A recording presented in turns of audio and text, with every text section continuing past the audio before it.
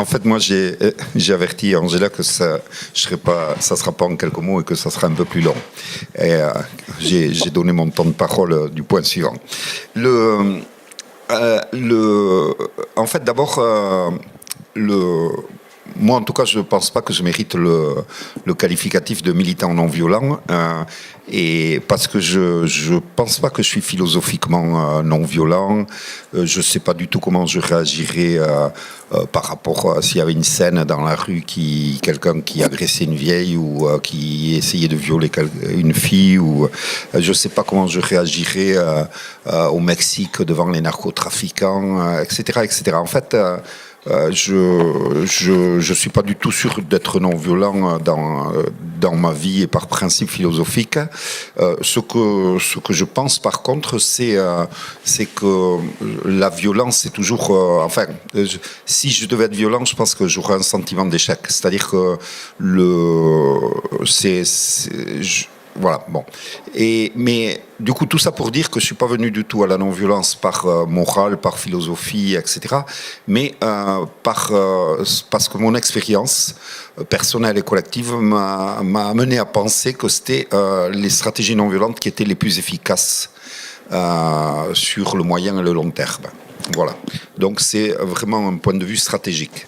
Je respecte ceux qui ne pensent pas comme ça et qui s'engagent dans les stratégies violentes ou de complémentarité des tactiques. J'ai parmi mes meilleurs amis des gens qui sont partisans de ces stratégies et qui ont été dans la lutte armée ou dans la violence. Donc c'est vraiment un point de vue stratégique que je développerai ce soir. Moi, du coup, je voulais un peu plus de temps sur ça parce que ce raisonnement-là, je l'ai eu par, du coup, mon parcours. Alors, mon parcours individuel, mais qui s'inscrivait lui-même dans un parcours collectif de mon pays, le Pays Basque, et du mouvement indépendantiste de gauche dans ce pays. J'ai commencé à batailler, à militer. Quand vous m'entendez parler batailler, ça veut dire militer. C'est dans les années 60, en 78, quoi. Je devais avoir 14 ans comme ça. Donc, c'est mes premiers pas dans le militantisme. Et du coup, je vais être initié dans le militantisme dans les années 78, 80, etc. Et du coup, dans un contexte d'abord international, que je me plais à rappeler parce que on voit aujourd'hui un contexte avec pas mal de stratégies de violence, d'affrontements en France depuis 1, 2 ou 3 ans, etc. Et puis on se dit tiens, qu'est-ce qui se passe? Est-ce que ça va être l'insurrection? Est-ce que ça va renverser le système, etc. Moi, dans les années fin 70-80, il y avait en Europe par exemple, en Italie, ce qu'on appelait l'autonomie ouvrière, c'était des manifs où les ouvriers ont été jusqu'à tirer à balles réelles sur les flics, où dans les usines, les gens passaient à tabac leurs contremaîtres, leurs patrons, faisaient des actions contre leur voiture. Il y a eu des groupes armés, 3 au moins, qui ont été jusqu'à tuer le Premier ministre de l'Italie, qui ont eu jusqu'à 4000 prisonniers politiques. Donc des niveaux de violence qu'on ne peut même pas imaginer aujourd'hui. Il y avait ça en Allemagne aussi, avec la RAF, etc. En France, il y a eu un mouvement avec vraiment une grosse puissance violente, etc. On appelait ça les autonomes et ainsi de suite, qui ont fait des jonctions avec les sidérurgistes quand il y a eu la grande crise de la sidérurgie, etc. Et il y a eu des manifs ultra violentes. Bon, à Toulouse, à cette époque-là, on n'arrive pas à imaginer ça. Dans une seule ville, dans ces années-là, il y avait jusqu'à 400-500 attentats, sabotages par an. C'était une mouvance très spéciale, la mouvance toulousaine, etc. Bon, tout ça, ces années-là, ça s'est fini tout ça, ça s'est arrêté, ça s'est écroulé, ça a laissé des milliers de prisonniers en tôle et surtout une défaite politique générale. Une défaite politique avec une évolution des forces de gauche. Alors, c'est pas du tout la seule cause, mais dans ces années-là, qui s'est vachement droitisé, et notamment l'Italie, le Parti communiste italien, etc. Et puis, ça a précédé ces années où le néolibéralisme a triomphé. C'était des mouvements de lutte armée qui visaient à abattre le capitalisme, etc. Donc, c'est pas du tout l'échec de ces seules stratégies, etc. Mais moi, ce que je constate, c'est que dans ces années-là où il y a eu un déploiement d'un potentiel de violence incroyablement élevé et massif, et bien ça a fini avec un système qui n'a pas été affaibli, mais qui en est sorti renforcé. Je dis ça pour relativiser un certain nombre de choses quand on nous dit « Ah, mais vos stratégies non violentes, ça n'a pas fait reculer l'État, ça n'a pas, etc. etc. » Il y a des années qu'il y a d'autres stratégies à l'œuvre et qui n'ont pas montré forcément des résultats meilleurs. En Pays Basque, dans ces années-là, 75-78, c'est un climat quasi insurrectionnel, avec des assemblées ouvrières dans les entreprises, des grèves générales à répétition, des barricades partout, des manifs ultra-violentes, avec les flics qui tirent à balles réelles sur les manifestants, les grévistes, les ouvriers, etc. Et de là va sortir, bon, déjà sous la dictature est née une organisation militaire, politico-militaire, État, et sortent aussi plein d'autres organisations, etc. Un peu, il y en avait notamment les commandos autonomes anticapitalistes qui étaient dans une vague un peu qui serait très comparable à ce qu'on a aujourd'hui avec les insurrectionnaïstes, etc. en France et tous ces courants-là. Et donc, ils pensent qu'il y a une situation insurrectionnelle et qu'il va y avoir, en fait, qu'il n'y a aucune étape et qu'il faut aller jusqu'au bout et enclencher une espèce d'escalade comme ça qui pousse à l'insurrection. Bon. Ce mouvement et ces groupes armés, ces commandos autonomes anticapitalistes, vont connaître une fin tragique dans les années 85, etc. Parce qu'en fait, il n'y a pas eu d'insurrection et qu'eux vont toucher le mur et ils vont se faire liquider. Et moi, j'ai plusieurs potes qui étaient là-dedans, qui se sont fait carrément fusiller, etc. Et j'en ai un qui est encore en tôle et que je vais voir encore aujourd'hui. Il a pris 47 ans. L'organisation État, elle, qui était avec une vision plus étapiste, elle ne croyait pas que c'était l'insurrection là, et du coup va arriver à organiser un mouvement de masse qui est complètement dans ce qu'on pourrait appeler la complémentarité des tactiques. Il y a d'un côté la lutte armée, de notre côté la violence de rue, de notre côté plein de petites actions de sabotage, et puis plein d'autres formes d'action, des institutionnels, mouvements populaires, lutte dans les usines, occupation de squats, etc., etc. Bon, et le mouvement de la jeunesse, ainsi de suite. Mouvement féministe très puissant, ainsi de suite.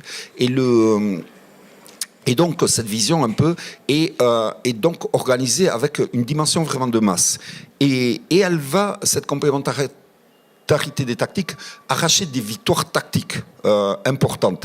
Et notamment la plus importante, la plus connue en tout cas chez nous, c'est l'arrêt, la non-mise en marche d'une centrale nucléaire à Lemonis, près de Bilbao, qui a été entièrement construite, y compris son réacteur, etc.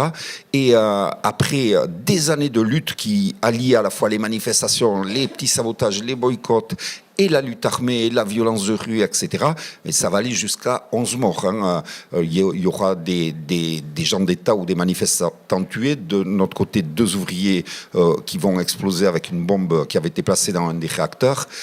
Il va y avoir 2 ingénieurs en chef de la centrale qui vont être tués. Moi, j'étais à l'école, au lycée, avec la fille d'un d'entre eux. Et du coup, la centrale nucléaire va être stoppée, alors qu'elle était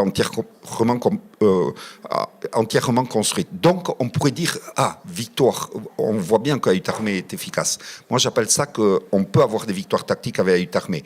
La question, c'est que sur le long terme, ça s'est fini sur les échecs des objectifs stratégiques d'État. C'est-à-dire, et non seulement échecs, mais moi, si on prend des grands critères, par exemple, la puissance militante, la force de mobilisation militante, etc., également la prégnance du sentiment indépendantiste dans les sondages, etc., tout ça, ça a baissé pendant ces décennies-là. Et aujourd'hui, on est dans une situation très compliquée en Pays Basque de ce point de vue-là. Comment je suis arrivé à la non-violence personnellement, c'est donc, je disais, en fait, complètement dans un parcours collectif.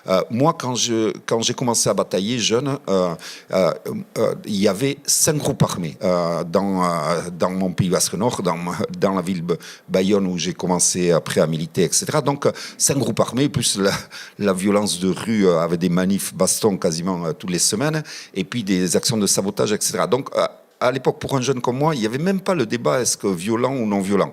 C'était de quel groupe armé je suis proche et de quelle stratégie je suis proche. C'était ça nos débats. Du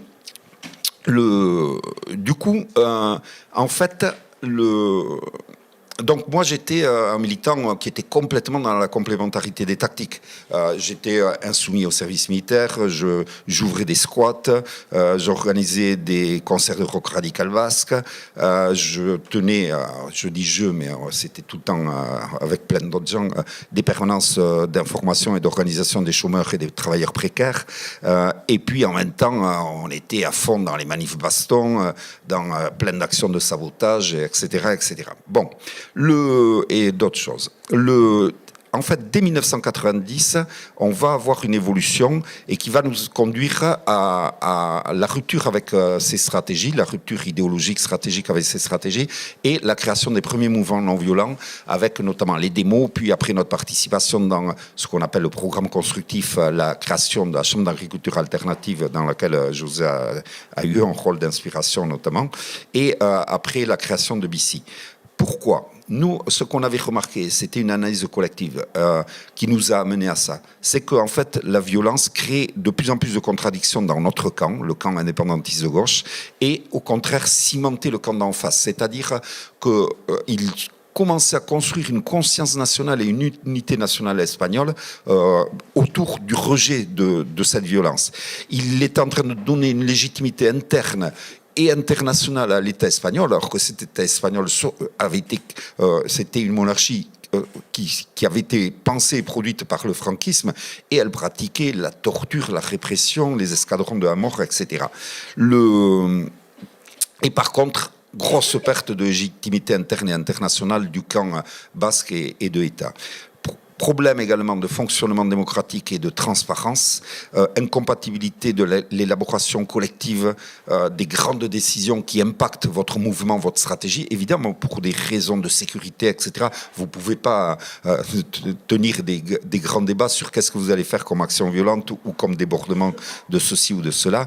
Un déphasage croissant des réalités, une escalade qui se tient entre l'augmentation de la répression, l'augmentation de la riposte de l'action violente, etc. Et du coup, un truc que vous contrôlez de moins en moins parce que les nouveaux militants, les nouvelles bases disent « Mais non, on n'est pas assez dur, vous avez vu ce qu'ils nous ont fait, donc, etc. » Et ça vous échappe des mains, etc. Et une militarisation des esprits et de la vision politique, avec notamment des tentations, je ne dis pas que c'est toujours le cas, mais j'y reviendrai tout à l'heure, d'utiliser la violence, la force, pas seulement pour combattre l'ennemi, mais pour commencer à combattre d'autres courants qui ne pensent pas comme, ou qui ne sont pas plus d'accord avec votre stratégie, et du coup les dissidents vont être en fait des traîtres, et voilà, vous rejoignez le camp de l'État, vous êtes des collabos, du coup vous allez avoir le rôle des gentils et nous le rôle des méchants, etc., etc.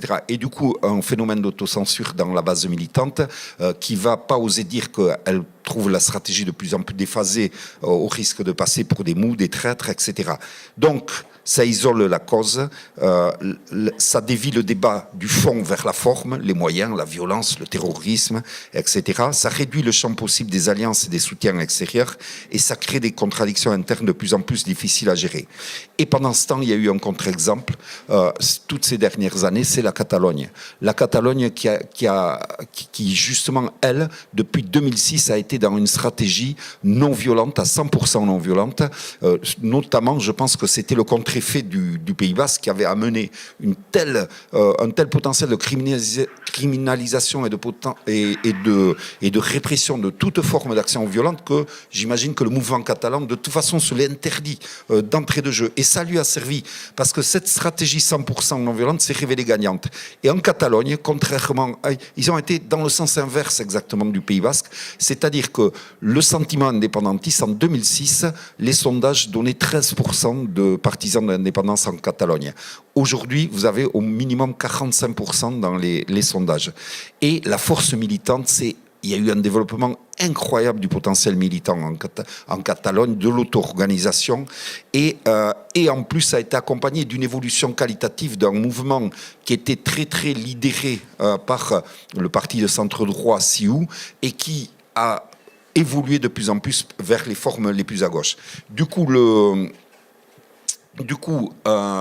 voilà un peu, et j'arrête là, en fait, ce qui a fait et comment moi je me suis retrouvé complètement dans des stratégies non violentes et dans le camp de la non-violence. C'est un peu ce parcours et ces grilles de compréhension peu à peu.